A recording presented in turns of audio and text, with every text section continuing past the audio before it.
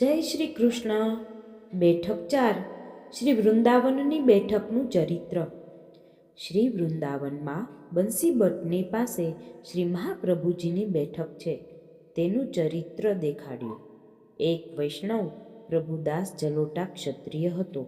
તેને શ્રી આચાર્યજીએ આજ્ઞા કરી કે પ્રભુદાસ સખડી મહાપ્રસાદ લ્યો. તેણે કહ્યું, મહારાજ, મેં સ્નાન નથી કર્યું તો કેમ લઉં? ત્યાં મહાપ્રભુજીએ કહ્યું, શ્રી પદ્મપુરાણમાં લખ્યું છે અને વૃંદાવન મહાત્મ્યમાં લખ્યું છે કે વૃંદાવનમાં વૃક્ષમાં વેણુધારી છે અને પાંદડે પાંદડે ચતુર્ભુજ પ્રભુ છે. તો એ વૃંદાવનમાં નાહ્યા ન નાહ્યા તેનું કંઈ નથી, કારણ કે રજથી જળ પવિત્ર અને જળથી રજ પવિત્ર છે. આ વૃંદાવનમાં લક્ષ કે અલક્ષની કથા શા માટે? આમ કહી તેવી જ રીતે સાક્ષાત દર્શન કરાવ્યા. તે પછી તેણે મહાપ્રસાદ લીધો. આમ અલૌકિક ચરિત્ર દેખાડ્યું. એક ગોપાલદાસ ગોળિયા કૃષ્ણ ચૈતન્યનો સેવક હતો. તેણે તેને માથે શાલિગ્રામજીની સેવા પધરાવી દીધી. તે સેવા કરે પણ મનમાં તાપ રહે કે આને શૃંગાર કેમ ધરાવું? તેણે કૃષ્ણ ચૈતન્યને વિનંતી કરી, મહારાજ, મને સ્વરૂપ સેવા પધરાવી દ્યો.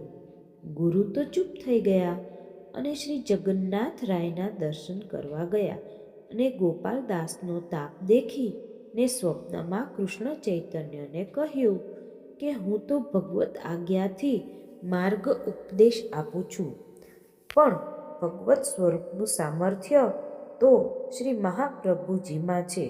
તે તારો મનોરથ પૂર્ણ કરશે. તેણે આવીને મહાપ્રભુજીને વિનંતી કરી, મહારાજ, ગુરુએ મને સેવા પધરાવી આપી છે, પણ મને અનેક રીતે શૃંગાર કરું એવો તાપ રહે છે, માટે બીજું સ્વરૂપ પધરાવી આપો. ત્યારે આપે આજ્ઞા કરી કે બીજું સ્વરૂપ શા માટે પધરાવે છે? તારો સાચો ભાવ હશે તો એમાંથી સ્વરૂપ પ્રગટ થશે. શ્રી ઠાકુરજી સર્વ કરવાને સમર્થ છે.